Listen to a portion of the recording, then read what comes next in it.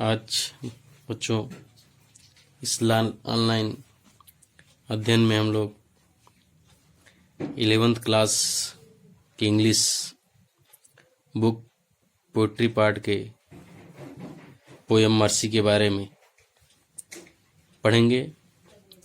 इस मर्सी को William Shakespeare ने कंपोज किया है। विलियम शेक्सपियर जो स्टार्टफोर्ड ऑन एवन में 23 अप्रैल 1564 को पैदा हुए थे और 23 अप्रैल और 1616 में मर गए थे। इनकी एक विशेष थिंग आप देखेंगे, विशेष चीज 23 अप्रैल को ही ये पैदा हुए हैं और 23 अप्रैल को ही मरे हैं। और ये मर्सी जो पोयम है इनके ग्रेट नाटक द मर्चेंट ऑफ वेनिस से लिया गया है। यह पोर्शिया की स्पीच है। पोर्शिया मर्सी के बारे में बताती है। मर्सी का मतलब दया का गुण, दया। और मर्सी ये पोर्शिया जो है मर्सी के बारे में बताती है कि मनुष्य के अंदर दया कैसे प्रवेश होती है। तो चलिए हम इसके बारे में देखते हैं। The quality of mercy is not stand The quality of mercy is not stained, it droppeth as the gentle rain from heaven upon the place beneath.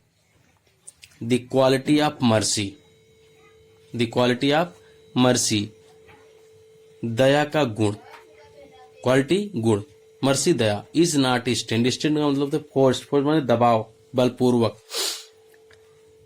दया का गुण दबाव से नहीं उत्पन्न होता है। हमारी पहली लाइन का अर्थ है कि दया का गुण जो होता है दबाव से उत्पन्न नहीं किया जा सकता है। It droppeth as the gentle rain from heaven. Gentle rain माने सामान्य वर्षा, ड्रॉपेथ माने बूंद बूंद कर गिरना, फ्रॉम हेवन आकाश से, upon the place beneath, beneath place means जमीन पर, धरती पर। कभी कहता है कि जिस तरह वर्षा की बूंदें आकाश से पृथ्वी पर गिरती है, ठीक उसी तरह दया मनुष्य के अंदर प्रवेश करता है। It is twice blessed, it is twice blessed, blessed means वरदान होता है, ट्वाइस डबल, यह दोहरा वरदान होता है, यह दोहरा वरदान है। It blessed him that gives and him that takes. It blessed him, यह उसे भी ब्लेस्ड लाभ पहुंचाना, लाभ देना, यह उसे भी लाभ देता है। दैट गिव्स, जो मर्सी को दिखाता है, जो दया को दिखाता है, जो दया को देता है। एंड हिम दैट टेक्स, और उसे भी लाभ देती है जो दया को लेता है, अर्थात दया जिसके लिए दिखाई जाती है।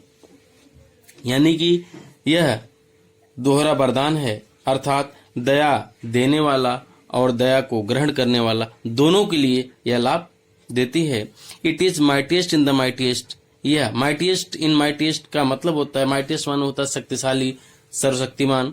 It is mightiest in the mightiest, यह सभी शक्तियों में शक्तिशाली है, अर्थात यह सर्वशक्तिशाली है। It become the throned monarch better than his crown. It throned monarch better than his crown. Crown मान होता है मुकुट, थ्रोन मान होता है सिंहासन, मोनार्क मान होता है राजा, बेटर मान अच्छा। यह सिंहासन पर बैठे हुए राजा के मुकुट से भी अच्छा होता है। कौन? दया का गुण। दया का गुण जो होता है सिंहासन पर बैठे हुए राजा के मुकुट से भी अच्छा होता है। His scepter shows the force of temporal power. His scepter shows the force of temporal power. Scepter माने होता है राजदंड, फोर्स माने शक्ति, टेम्पोरल माने सांसारिक शक्ति। उसका जो राजदंड होता है, राजा का जो राजदंड होता है वह सांसारिक शक्ति को दर्शाता है। राजा का जो राजदंड होता है वह सांसारिक शक्ति को दर्शाता है। The attribute to and majesty, attribute का मतलब होता है गुण, awe and majesty, awe majesty माने शानदार, आ माने भय होता है, जो गौरव और भय का गुण होता है, जो गौरव और भय का गुण माना जाता है।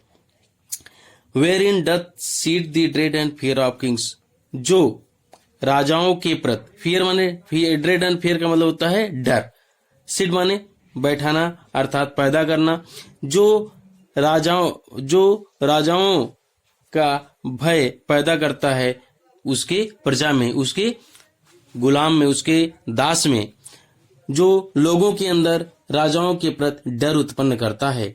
But mercy is above this sceptred sway राजदंड, लेकिन मर्सी जो है, दया जो है, उस राजदंड से भी ऊपर है। It is enthroned in the hearts of king, it is enthroned माने निहित होना, निवास करना, in the hearts of king माने राजाओं के हृदय में, यह राजाओं के हृदय में निवास करती है। दया का गुण राजाओं के हृदय में निहित होती है। It is an attribute to God himself, यह एट्रीब्यूट गुण गॉड हिमसेल्फ भगवान का स्वयं, यह स्वयं भगवान का गुण होता है। दया जो है स्वयं भगवान का गुण होता है। And earthly power doth then show likest God's, और सांसारिक शक्ति doth then show likest God भगवान की तरह हो जाती है। यानी कि सांसारिक शक्ति भी भगवान की शक्ति की तरह हो जाती है। व्हेन मर्सी सीजन जस्टिस, जब दया जो है सीजन्स मिल जाता है जस्टिस न्याय के साथ, जब दया न्याय के साथ मिल जाती है तो सांसारिक शक्ति भी भगवान की शक्ति की तरह हो जाती है।